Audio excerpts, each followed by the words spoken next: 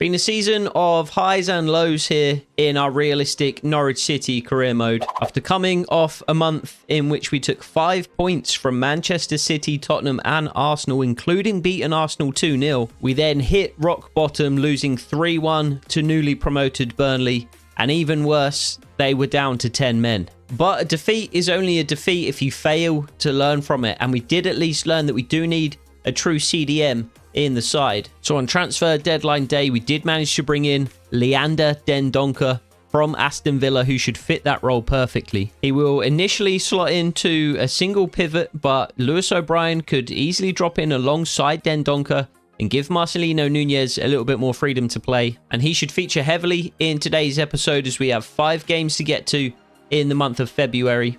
Brighton, Brentford and Fulham, like us, are all fighting against relegation at the moment. So Brentford will be our featured game of the episode, and I'll show you highlights of the other 2. We'll also be simulating games against Manchester United at Old Trafford and first here against Wolves in the FA Cup. I would have liked to have a run at the FA Cup this season, but staying in the Premier League is obviously top priority, so we will play a rotated 11 against Wolves. Leander Dendoncker doesn't feature against his old side, but new signing Miles Lewis-Skelly on a loan-to-buy deal from Arsenal does start in midfield. And despite Jacob Sorensen opening the scoring for us 9 minutes into the game, we don't manage to hang on to that lead. Cunha equalising before half-time and Hwang Hee-chan scoring the winner 70 minutes into the game. So disappointing to go out of the FA Cup in just round 4, but every cloud does have a silver lining. We can now focus exclusively on the Premier League. Dendoncker will feature for the first time here against Brighton in our second game of the episode. Lewis O'Brien and Marcelino Nunez will each start just ahead of him, playing true box-to-box roles.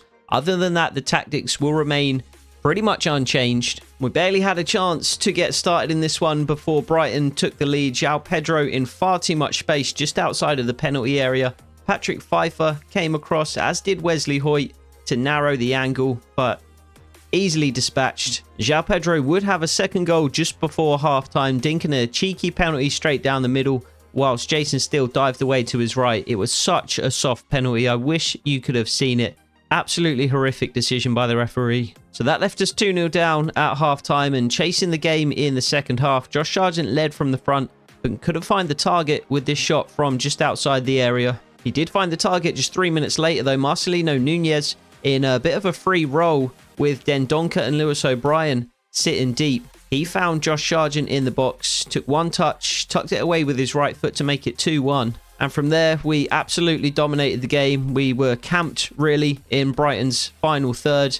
We forced a number of good saves from the Brighton goalkeeper, this time from Lewis O'Brien from range. And though Marcelino Nunez set up Josh Sargent's goal, he almost scored himself. Tieno Ballo pulling the ball back to him in the penalty area. He had the goal at his mercy, really, but he snatched the shot and ended up dragging it wide. And with a little under 10 minutes to go, Josh Sargent let fly from about 25 yards, but again, the Brighton goalkeeper was equal to it. And so Brighton would come to Carrow Road and run out 2-1 winners. Really, really harsh result, in my opinion. We played very well, particularly in the second half, and it was the referee's awful penalty decision that ended up being the difference. If you are a newly promoted side trying to stave off relegation, you always need a little bit of luck. It just feels like we're not getting an ounce of it at the moment. Thankfully, Brentford don't seem to be having too much luck at the moment either. They sit in 15th position, just 3 points ahead of us in the table. They'll have David Raya back in goal as we face him in our featured game of today's episode. Ben Mee and Nathan Collins should prove a pretty robust centre-back duo, whilst they've added Angel Correa up front to join Brian Mbeumo and Kevin Schade in attack. Whereas Johannes Thorup has gone with the same starting 11 in terms of personnel, but he has changed the shape slightly ahead of this one. Dendoncker and O'Brien drop in to form a double pivot just in front of the back four. Marcelino Nunez starts in centre midfield, but he will have the green light to step forward and support the likes of Sainz, Sargent and Ballo in attack. So without further ado, let's head over to the G-Tech Community Stadium and see if we can grab an all-important win here against Brentford.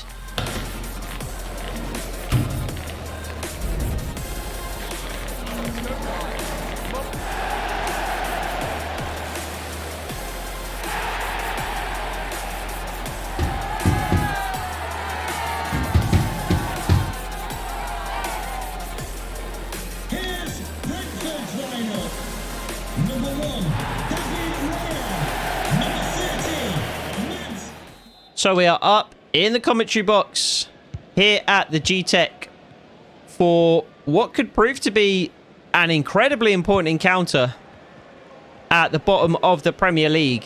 I haven't shown you the top of the Premier League yet this season, really, but Manchester City are absolutely running away with the Premier League title. I think they're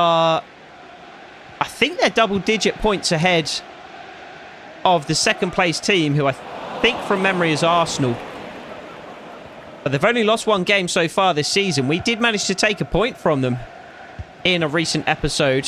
I think from the Emirates as well, rather than when we hosted them at Carrow Road. Or rather than hosting them at Carrow Road, which I don't think we've done yet. But the bottom of the table, of course, is where our focus lies. And Brentford are right down there as well. It's very, very close in the bottom half. All the way up to sort of 12th position. Really should be very much concerned about relegation this season. And we, of course, in 19th should be very concerned about relegation this season. Brentford certainly not out of that mix of teams in 15th. Good save, Jason Steele. Really good save early on. 5 minutes into the game, Brentford looking to get off to a quick start, just like Brighton did in our last game. Very, very frustrating game. We played well enough to win it, and it was only a really poor decision from the referee that prevented us from even taking a point. It's another good save, Jason Steele. Brentford looking lively early on, though. I mean, we're getting bodies in the box. We're forcing shots from narrow angles. We are forcing the Brentford strikers to play into the hands of Jason Steele, both literally and, I guess, figuratively. Josh Sargent can't close down quickly enough on the edge of the box. Kevin Schade. Then Donker is there as well. He's had a decent enough start to his Norwich City career. He looks fine against Brighton. It's a poor pass from Harry Toffolo. He looks fine. He fit into the side relatively well. He looked better alongside Lewis O'Brien rather than in the single pivot on his own. And I think the current configuration, as Hoyt does well to hold off Brian Mbeumo, he still manages to turn and get the shot away. How Brian Mbeumo is stronger than Wesley Hoyt, I have no idea. But that's just the way on FC24 with those impenetrable shield dribbles. Sargent into the path of Wolf, who again finds Sargent, who strikes from the edge of the box, and oh my god, what a finish! What a finish, Josh Sargent. It has been all Brentford so far, but Josh Sargent emphatically has turned the tide of this game. An incredible finish outside of the box, about 19 yards. The dip on that, the pace on that, the swerve on that completely flummoxed the goalkeeper. That's the best goal Josh Sargent has scored this season. Possibly the best goal he has scored in the series. Possibly the best goal he scored in a Norwich City shirt. The majority of Sargent's goals tend to come in the box. He doesn't tend to score many particularly spectacular goals, the way that you might see a Gabi Sara, who of course in real life has now joined Galatasaray, who coincidentally enough were the team that first put in an offer for Gabi Sara in this series. So who says this series isn't realistic? Marcelino Nunez too has been well cut out. Patrick Pfeiffer has been known to score a spectacular goal or two. We could use one here today. Brentford immediately pick up where they left off, though. They have not allowed that goal to quash their momentum at all. Jason Steele, I think, has made, what, 4 or 5 saves already? And I think just to try and weather this storm, we will drop into our defensive game plan, which is now a straight 4-1-4-1. Flat back four, then Donker in front of them. O'Brien and Nunez, the centre midfield pair, ahead of Den Donker, and we just cannot get out of our final third. This is what it was like in the second half against Brighton. Good challenge, Harry Toffolo. And now we need Borja Sainz to carry the ball upfield. And he does so. Ruslev hot on his tail. Josh Sargent out in front of Borja Sainz, though. And Lewis O'Brien is in the box, but Sargent can't quite find him. We are pretty much desperate to win this game. We really, really need to find a run of form from somewhere, because we are kind of imploding at the moment. We just can't seem... We can't buy a win.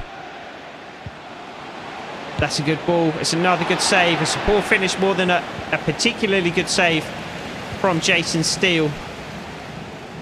But he did do his duty. Tiano Ballo, quick feet, skips away from the Brentford left back. He's got nobody up in support, though, until Josh Sargent arrives and hits it on the volley. And it's a strong save from David Raya. Away to his left-hand side. He got down quick. Patrick Pfeiffer somehow has been beaten in the air by Angel Correa. What is he, 5'2"? He is maybe literally a foot shorter than Patrick Pfeiffer, and obviously nowhere close to as strong. Lewis O'Brien can't win it back. Borja Sainz, however, can. Josh Sargent. Let's just keep the ball a little here, I think. I was tempted to try and play that in behind immediately. Take advantage of a couple of Brentford players being out of position. But I think it would behoove us to slow this game down a little bit at this particular moment in time. And that is exactly what we were able to do. Brentford are happy to sit off, potentially trying to regain their breath a little after 20 minutes of complete onslaught, to be honest. How we are 1-0 up in this game, I have no idea. I said before the game, we just haven't been able to get an ounce of luck in recent games. Perhaps today is the game in which that will finally change. It's a loose pass that gives possession far too easily back to Brentford, though. Brian Mbeumo, got to be worried about his pace in behind. Harry Toffolo beaten. It's another good save by Jason Steele at his near post.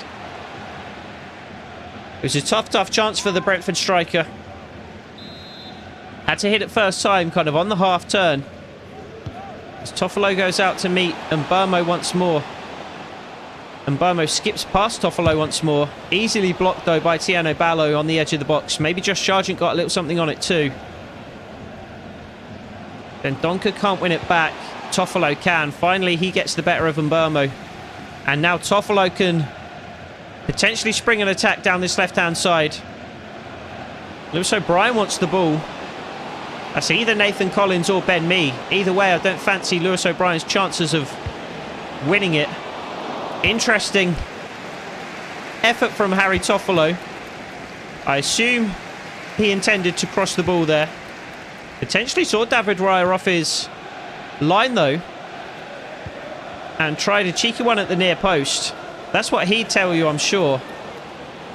O'Brien beats his man towards the back post where Marcelino Nunez lies in wait. Brentford clear. Half an hour into the game, we are still somehow a goal to the good here at the G-Tech. And we will do our best to keep it that way. 3 points here would go a long way. We need to lift ourselves out of the relegation zone. Well, it intercepted by Josh Sargent, and we'll take that. That's going to be a free kick for handball. We managed to avoid the relegation zone for a long time to start the season. But as we dropped into it in recent episodes, we haven't been able to lift ourselves back out. As Tiano Ballo will deliver this free kick from a relatively dangerous area. It's a pretty poor one, though. Ball almost fell to Borja Sainz anyway. And we will just try and pressure Brentford here in their final third. Try and force a mistake, which it doesn't look like we're going to be able to do. Play the ball out with Collins into Mbeumo on this right-hand side. Beats Borja Sainz, who is persistent, doesn't give up without a fight, and does eventually win the ball back from the Brentford man. Then Donker. Patrick Pfeiffer. Bit of space on the right-hand side for Marius Wolff. And potentially for Tiano Ballo as well. Wolf will just drop the ball into the channel. Enrique, the Brentford left-back, sat off. Which didn't initially allow Ballo... Close. Didn't initially allow Ballo to get in behind. But taking a leaf out of Borja Sainz's book, Ballo's persistence almost caused an issue for Brentford there. And it might again here. Tiano Ballo again pressuring Enrique, the Brentford left-back. And Sargent will win the ball. Gifted the ball really from Brentford more than winning it. But regardless, we have possession and the game has slowed down significantly in the last 10 to 15 minutes. The opening 15 or 20 were absolutely relentless from Brentford. Just non-stop attack. That's so poor. That's so poor. Just as we have a decent spell and we think we can get our feet on the ball, Toffolo just passes the ball straight out of play. So poor.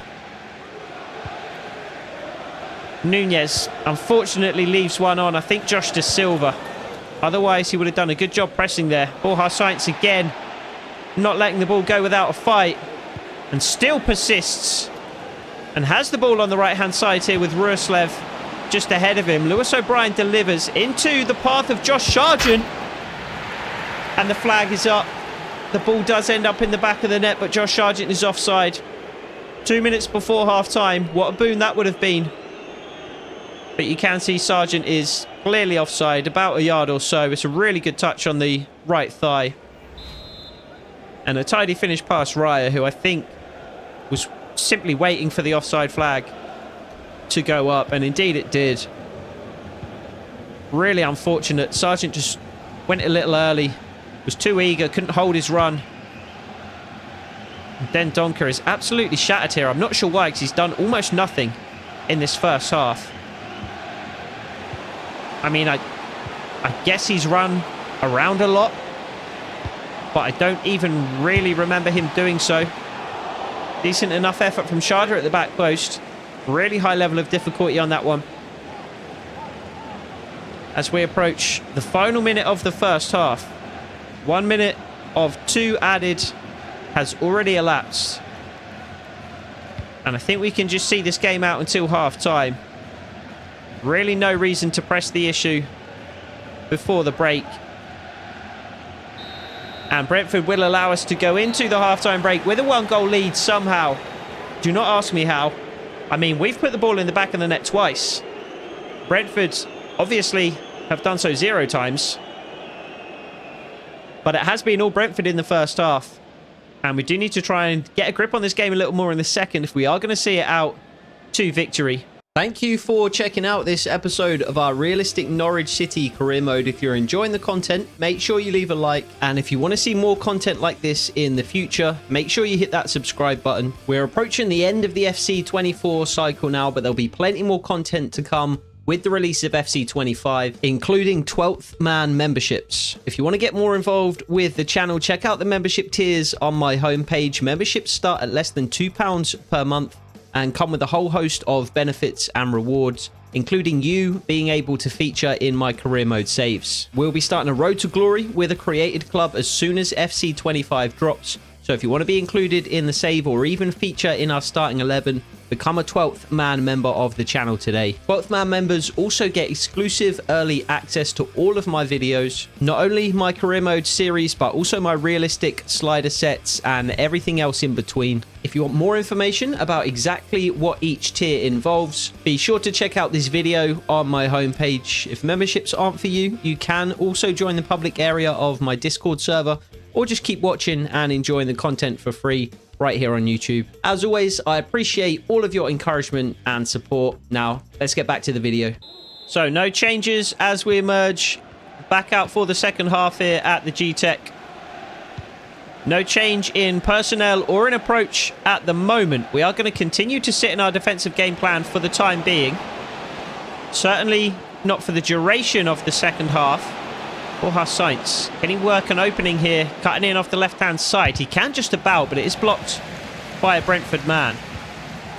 If we can manage to hang on to this lead for the opening 10-15 minutes or so, then I think we will step back up into our default game plan and try and grab a second goal to secure it, because the longer this game goes at just 1-0, the more and more nervous we will be. And Burmo again causing issues for Toffolo down the left-hand side. I don't fancy our chances of hanging on to a 1-goal lead, especially based on Brentford's performance in that first half.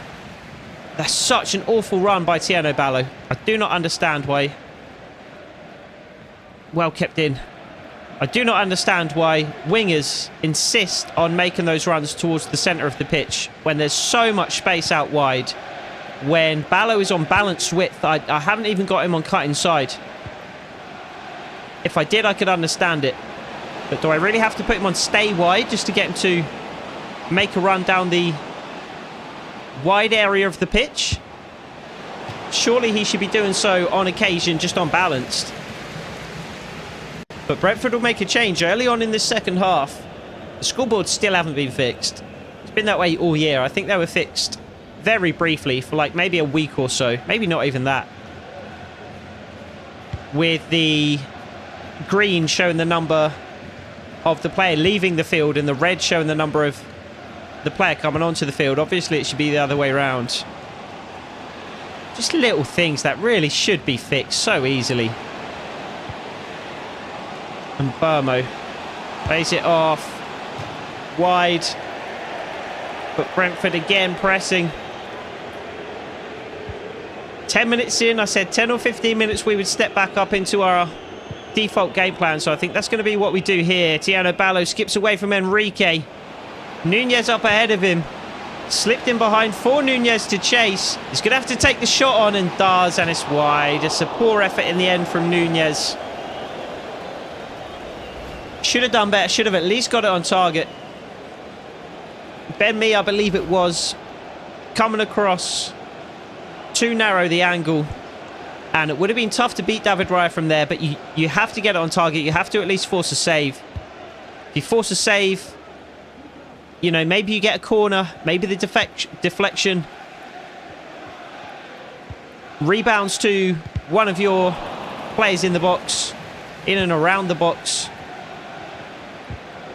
Good little run from Marcelino Nunez, but we couldn't quite get the pass off quickly enough, and Sharda is going to be in behind here. He's got pace. Marius Wolf is going to be struggling to gain on him. Correa now, though, cuts inside. Then Donker just in front of the back four where we need him. That's a really good ball, slipped through the lines, though. Really good weight on the pass and precision. Good challenge, Lewis O'Brien. And Borja Sainz finds Josh Sargent. Oh, and I didn't even see him. I didn't even see him. I thought I had a little bit of space there. The Brentford man was on my tail the whole time. Sharda once more. Correa once more. Then Donker again can't win it back. And it's another good save from Jason Steele. And just hooked away by Marius Wolf. Man of the match performance from Jason Steele so far, you have to say. As Hinchelwood makes way now for Afif. No changes for Johannes Thorup and Norris just yet, but I think they are likely to be coming. Whether they are attacking or defensive substitutions, likely yet to be determined. Tiano Ballo cuts inside, beats one man, can't beat the second. The space was out wide there really, but the first defender took that away, forced him inside where one of his teammates was lying in wait. It's a good challenge by Tiano Ballo, and I think those changes are coming as another one comes for Brentford. Sharda off, Tammy Abraham to come on. He's going to be a handful. So just the one change for Johannes Thorup and Norwich City. Tiano Ballo to make way, Johnny Rowe to come on to replace him. And we are going to drop back into our defensive game plan. I was tempted to leave Tiano Ballo on and bring him into the centre of midfield in the role that Marcelino Nunez is currently occupying. Another really good save from Jason Steele. The danger's still not clear. Still not clear. Tammy Abraham, what did we say? He's going to be a handful. proves that immediately. And now I wish I did leave Tiano Ballo on, because we're going to have to go chase a winner here. We can't settle for a point at the G-Tech. We need 3. What a finish that is. Jason Steele's been excellent today, but finally he is beaten. Really frustrating. Really frustrating. I mean, it's been coming. Let's be honest, it's clearly been coming. Brentford have been absolutely dominant in this game. We've had very little going on beyond that opening goal that really came out of the blue. Marius Wolf, Ben Donker. Lewis O'Brien wants it. I don't really want to give it to him across the back line, though. Step up into a more attacking position, please. Really good turn from Borja Sainz. And it's just a booking for Ruslev. Another free kick in a relatively dangerous area. An opportunity to cross at the very least. Borja Sainz can't quite win the header. Brentford looking to break with Mbermo. An abundance of pace up front. We do manage to slow them down, though. Just about, but Enrique pokes it into the path of Correa. Hooked clear by Wesley Hoyt. Brentford first to the second ball, though, as they have been all game long, really. Abraham continues to be a handful. Abraham once more. Good challenge, Nunez, but again it falls to a Brentford man. Wesley Hoyt does well to stall the attack. Just get rid. That's not getting rid, Harry Toffolo. And Burmo beats him again. How many times has that been today? O'Brien trying to stop the cross. Manages to do so. Gives the ball straight back to Brentford. Can't find the feet of a completely wide open Borja Sainz. Really poor. We had a break on there. Correa beats 2. Parried away by Jason Steele. And I think we're going to make another change or 2 here before Brentford take this corner. So you need to try and get a grip in this game. So just one more change for Johannes Thorup as Leander Dendoncker makes way. Not had the best game, to be honest, but Jose Cordoba on to replace him. And we are going to drop into our ultra defensive game plan for the last 15 minutes or so. I said we can't settle for a point. I think we have to. I think if we can come away with a point, which we are going to be lucky to do at this rate, then we have to take it. Brentford have been absolutely dominant. We really haven't deserved to score. We don't deserve the point, much less 3. Such good feet from Johnny Rowe, though, and he is away on this right-hand side. Josh Sargent in behind. Can't quite bring it down. Nunez, though, wins it back. Johnny Rowe, Josh Sargent, parried away by Raya. We had a chance to steal all 3. Really good save by the Brentford keeper, though. Excellent effort. Not just from Josh Sargent, but from Johnny Rowe to set it up as well. And it was off the forearm of David Raya.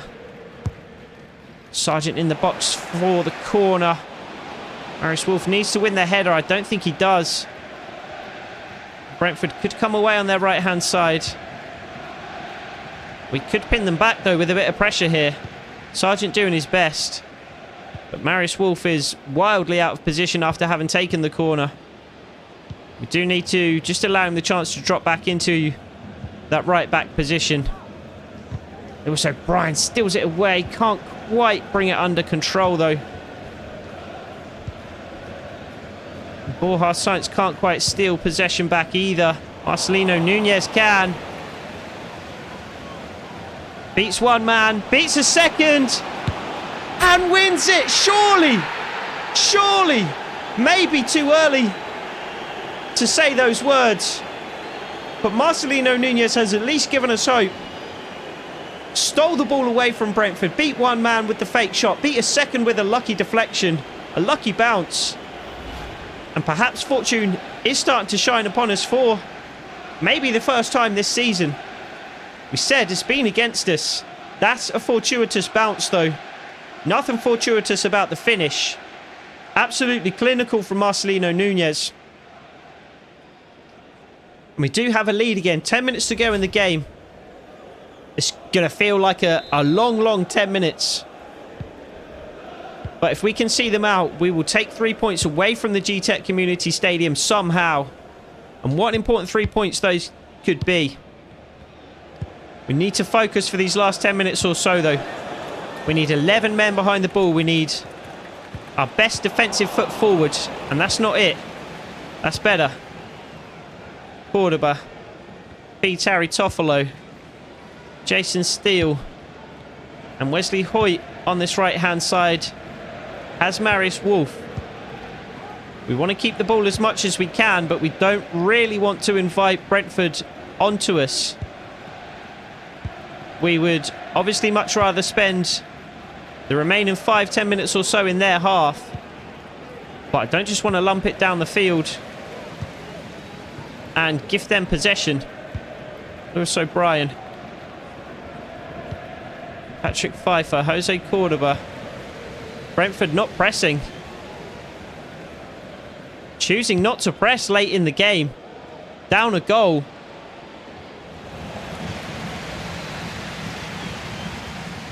Really sloppy pass. Cordoba hasn't played a lot of football this season, to be fair. Maybe a little bit rusty. But that should be a pass any professional should be able to make. No matter how long you've been out of the side. I thought a good challenge, Wesley Hoyt. Brentford have the equaliser. I thought it was a good challenge initially. Squeezes through anyway. Much like the Marcelino Nunez goal. I thought right here, Wesley Hoyt had won it back. Brentford striker just spins him. Dispatched. We're going for all three. We're going for all three.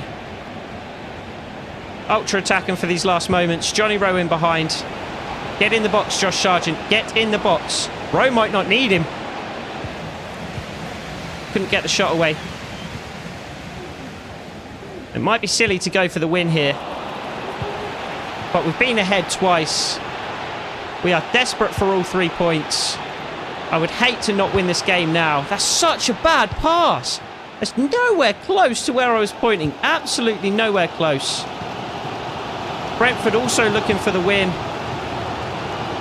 Tammy Abraham. Good save, Jason Steele. Headed clear by Johnny Rowe.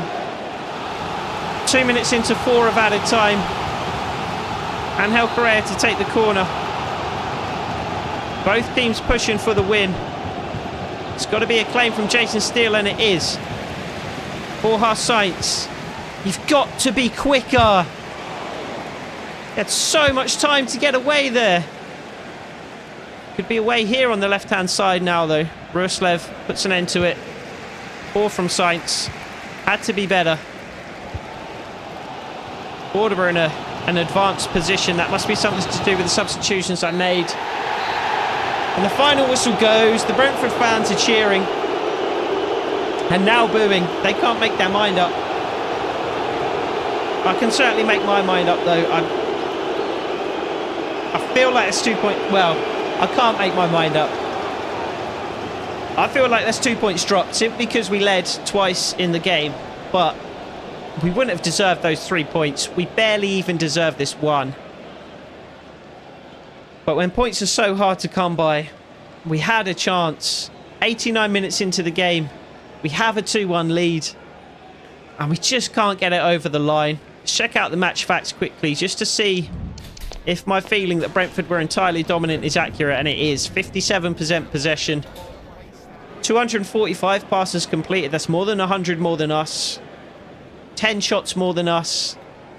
We're lucky to come away with a draw, let's be honest. So after a 13-game winless streak earlier in the season, that's now 6 games without a win, and I'm not sure where our next one is going to come from looking at the calendar. I guess that win could come here against Fulham at Craven Cottage, but it is a bit of a long shot. We are going to try and take all 3 points, though. Johnny Rowe coming back into the side. Tieno Ballo and Marcelino Nunez each dropping back a little bit in the formation. And early on, it did seem as if one team or the other would take all 3 points. A draw seemed unlikely. It was an open, back and forth game. Each team having chances at opposite ends of the field. This one parried away by Bernd Leno. Whilst at the other end of the field, Jason Steele too was called into action. Calvin Bassey came close to opening the scoring for Fulham. His header from a corner hitting the side netting rather than the back of the net. When I saw that net ripple, I thought it was in for a moment, but Lewis O'Brien was on the near post. Jason Steele had it covered as well. And then about 5 minutes before the end of the first half, we finally managed to exploit the space that Fulham were leaving in behind. Johnny Rowe making a break behind their back line, using his pace to get there, using his strength to hold off the Fulham defender, using his composure and his finishing to make it 1-0. And just moments later, it looked as if we would double our lead. Johnny Rowe again causing issues down the right-hand side, this time pulling the ball all the way across to Borja Sainz in the back post. Somehow Bernd Leno got across to save this one. It was an absolutely incredible save. I could not believe he got there. And it continued to be a back and forth game into the second half. Harrison Reed testing Jason Steele late on as we struggled desperately to cling on to all 3 points. That is something that we failed to do on a number of occasions this season, and particularly recently. But we finally managed to frustrate a team rather than being frustrated ourselves. Lewis O'Brien breaking away with one of the last actions of the game. Emerson Royale had no chance but to bring him down. This is deep into injury time. So Fulham would finish the game with 10 men. We would see the game out and finish it with all 3 points. And those 3 points could be enormous. We had to take at least one win in today's episode. We were very, very close to doing that against Brentford, but couldn't quite get it over the line. We managed to do that at Craven Cottage. And I'm especially glad we managed to get the win against Fulham, because I don't like our chances of grabbing anything here at Old Trafford against Manchester United, especially in the quick sim. And indeed, we are soundly beaten 4-2, even with 10 men. How many times have we lost against 10 men in this series? Bruno Fernandes opened the scoring 20 minutes into the game. 7 minutes later, he managed to get a second yellow card and was sent off. Jonathan Tah doubled the lead regardless just before the break. Garnacho made it 3 just after. Rowe and Borja Sainz began something of a Norwich rally late on, but Højlund put the final nail in the coffin 5 minutes from time. And although this episode felt frustrating at times, and although we did lose 3 times this month, we did ultimately take 4 points from the month of February. We would expect to lose against Manchester United. We came away with a win and a draw out of 3 fixtures against similarly rated teams. And 2 of those teams now find themselves below us in the table. The other finds themselves just a place and a point above us. And we have managed to lift ourselves out of the relegation zone once more, even if it is just by 2 points. So maybe some light at the end of the tunnel here with 13 games left to go in Season 2. 12, maybe 15 points should probably be enough to secure our place in the Premier League next season. We do have some tough teams left to face. Manchester City, Tottenham. We have our return fixtures against each of those teams. We are still yet to play Arsenal, Liverpool, Newcastle for a second time, as well as Chelsea, which we'll get to in the next episode, as well as fixtures against Wolves and against Bournemouth. But we have managed to break our winless streak once more, and we will look to continue to get back to winning ways in the next episode. I hope to see you there. Take it easy.